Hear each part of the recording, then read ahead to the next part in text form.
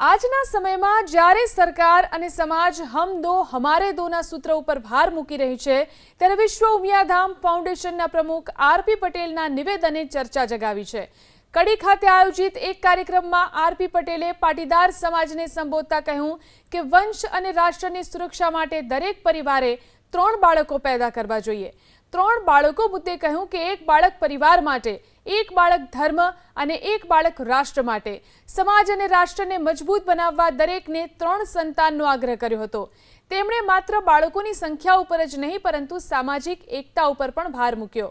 અમદાવાદના જાસપુર ખાતે નિર્માણ પામી રહેલા 504 ફૂટ ઊંચા જગતજનની માં ઉમિયાના મંદિર વિશે વાત કરતા તેમણે જણાવ્યું કે આ માત્ર પથ્થરનું માળખું નથી પરંતુ પાટીદાર સમાજને વૈશ્વિક સ્તરે સંગઠિત કરવાનું એક માધ્યમ છે।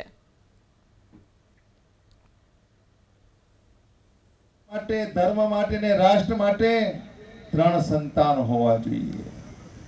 આર્થિક સંપત્તિ વધતી જાય, મોટા મોટા બંગલાઓ બનાવીએ અને બંગલાઓની અંદર માત્ર એક જ દીકરો હોય અને કદાચ કોઈ કારણસર દીકરો અમેરિકા જતો રહ્યો પછી ન કરે નારાયણ કદાચ દીકરાને કોઈ પ્રોબ્લેમ થયો પછી પરિવારનું શું? આવા અનેક પ્રશ્નો સાથે સામાજિક સુરક્ષાને લઈને આજે વિશ્વ ઉમિયા ફાઉન્ડેશન જે કામ કરે છે ને એની પ્રવૃત્તિઓથી આપણે સતત માહિતગાર રહેવું જોઈએ।